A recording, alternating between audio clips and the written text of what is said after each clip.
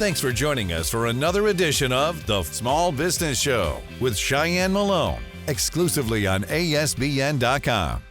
Hi everyone, I'm Cheyenne Malone. Thanks for tuning in to yet another edition of the Small Business Show. Well, we know holidays, it's a fun time, right? But when you own a small business, you can be impacted one way or another, whether it's good, whether it's not so good.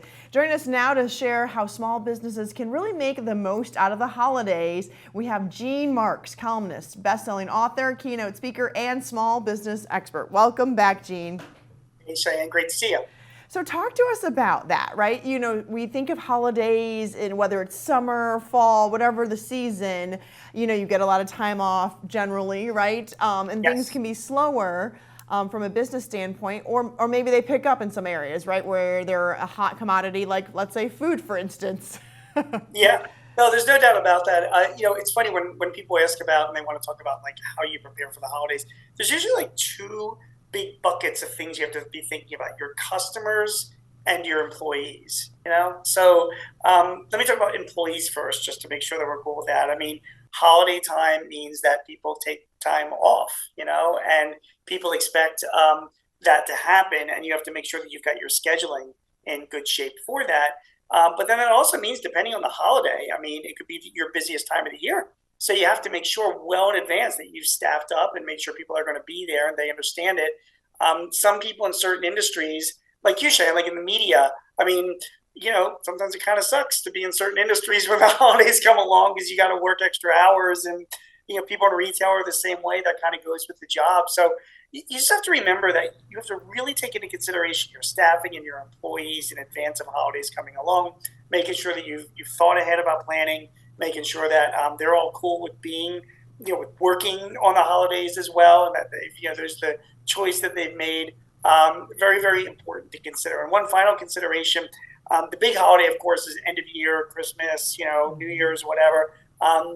That's also bonus time for a lot of employees too. So, if you've already started the routine of, giving those kinds of bonuses, it's important to make sure that you're consistent in doing that every year and that you budgeted for it and that you're prepared for it. So two big areas, customers, but I started with employees first because I think that's a really big consideration we all have to be making as like we're looking forward to doing stuff for the holidays. Does that make sense? Absolutely. I mean, obviously that's your bread and butter of your business too, right? If the employees aren't happy, your business is not up and running. So customers won't even 100%, come. 100%.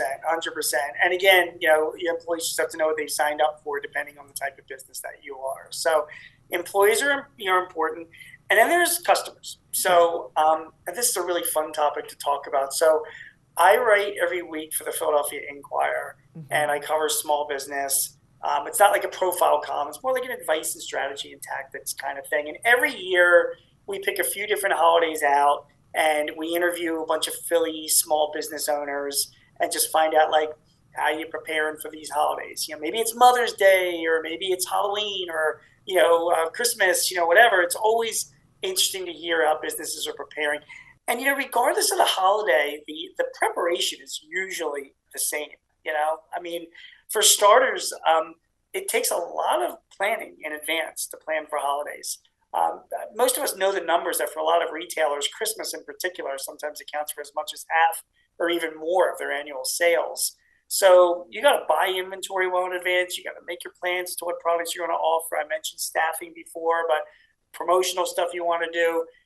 Those decisions don't get made in December. I mean, Cheyenne, my best clients, people I talk to, they think about Christmas 6 months ahead of time, and that's for any like major holiday that they might be doing. And then it's funny. The next biggest holiday I have found among small business owners is Mother's Day, because. Yep, everybody celebrates Mother's Day. But us fathers, we don't get much love, But the mothers, they seem to get all the attention. And so when I interview at Philly business owners, restaurants, gift stores, fitness centers, they all have like Mother's Day promotions, going. And again, they think ahead of doing that, and they make sure if they have an online site, they're offering specific promotions to Mother's Day, and or whatever the holiday is. But in that case. So you've got restaurants that offer special meals. I've got some gift people that sell gifts and trinkets and things like that that are specifically designed for mothers. I interviewed a few people that run like fitness and health centers, and they have like a special Mother's Day membership, first month free if you're a mom, that kind of thing. So, you try and tie stuff into the event. And again, all these things are thought out well in advance. So I've got more, but I mean, I'll stop yakking right now just to give you a and time. Do these holiday incentives, do they work? Is it helping to promote, and attract more customers in? Do you feel like? I think a lot of times people feel like if they're getting more than what they've just spent, you build that value up around it, even if it's a frequent goer card, and you get it stamped every time and you get a freebie. Yeah, that's such a great question, because what we all do a really lousy job at is analytics and metrics. I mean, occasionally I stumble on a smart business owner who really tracks the number of people that come into their store on a holiday versus any other normal day, and tracks what they buy, and then looks back and is like, we spent X dollars on these promotions and preparing for this holiday, and we only got these dollars back. So next year, I don't even think it's worth doing, Yeah. So your point is it's so perfect. I mean, if you're going to start getting involved to promoting a holiday, I strongly suggest, like any other activity you do, you should track it as close as you can. Keep a separate list, a spreadsheet of what you're spending on the promotion, ads or special gifts, discounts that you're giving away, what it's costing you. And then taking a hard look at what new business it generated, and, it's great to say you're celebrating Mother's Day, but it ain't so great if you're losing money on it, so why continue to do it, So at the very least, the other thing I see with a lot of businesses, particularly Main Street businesses, is a lot of towns do special promotions around certain holidays, Small Business Saturday, Halloween. They have like a fair, a street fair, and you can put some stuff out and sell it that way, which is great. So you're gonna want to do that. But again, it's got to make financial sense. It really does. So it's a great point. And talking financial sense, what are some pitfalls that you see small businesses and owners, what should they avoid really when they are trying to capitalize on holiday spending? So, biggest pitfall, of course, is blindly spending on something. I mean, again, Shannon, I can only talk about like smart people that I meet, my clients or whatever, like people that smarter than me that have been doing this for a long period of time, and although everything in business is a risk, they always seek to minimize the risk, and they don't invest in things unless they're pretty sure they're going to get a return on investment. You know what I mean? And you can speculate on things, and people do that and can make some big money, but a holiday promotion is just that. It's a promotion. It's a marketing activity. So you don't want to just like throw a bunch of money at it unless you've got some basis for thinking that you're going to get some return on that investment. You really want to think about it.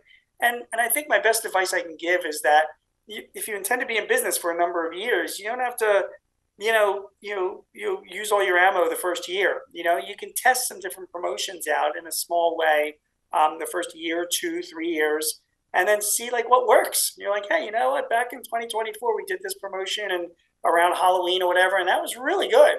So let's keep doing that one, and then you can amplify it.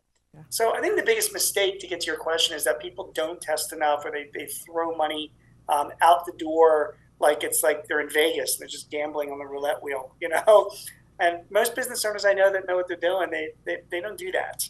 It's calculated. Makes sense. Okay, so we're in a new day and age, right, where social media is huge. You can't avoid it. Everywhere you look, it's popping here, there.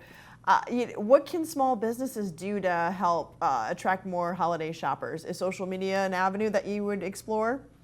Depends. If your audience is on social media, it depends on the social media platform. I mean, if your customers are on Facebook, then sure, you should be, you can be doing that. The same thing if your customers are on LinkedIn or Twitter, or X. So social media itself can work. I will tell you this much, and I've written about this in numerous different places. I mean, unless you're like, some kind of big social media, influencer or personality, you're going to have a tough time drawing eyeballs to whatever promotion you do. These platforms are media platforms, and they're pay to play. So if you want to get attention, for your product, for your holiday campaign or, promotion, just putting a few posts that are out there, just, and hoping somebody sees it, you're going to be disappointed.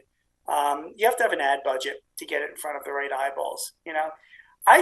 In my opinion, and this is just me talking, so obviously people can debate this, but there's the two social media platforms to me that has the most bang for the buck is LinkedIn and YouTube. Now LinkedIn is more B2B, business to business, so it's not as you're friendly for like a holiday promotion. Like if you're selling gaskets, it's not like you're gonna have a special Christmas sale on your gaskets that you're selling to like automotive companies. Sure. So it might not be as good, but YouTube is good. I'm telling you, Chan, like we've had success on it. We spend, but if you're the right person that's running your YouTube campaigns, you make a nice little video. It's not too hard to get quality equipment. And then you promote it on YouTube and you spend a couple $100 behind an ad. You do it the right way, you can get 5,000, 7,000 views. Look at these videos with a URL to come back to your e-commerce site or visit you in your store, and you can really localize them as well. So I don't know. When people ask me like, where's the best place to spend the money, I like YouTube. All right, I like the advice. Great job, Gene, as always. Thank you, Shane. I appreciate it. One final word before you let me go is collect data of anybody that comes into your place of business. Stick it into your CRM system, your customer relationship management system.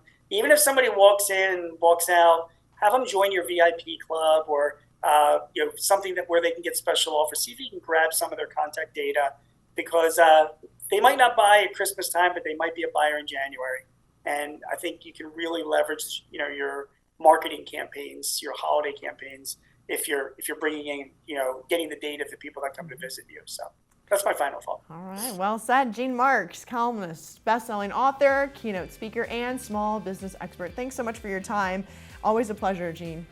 Thank you, Shannon. You're great. We'll see you soon. All right. Thanks for joining us for another edition of The Small Business Show with Cheyenne Malone, exclusively on ASBN.com.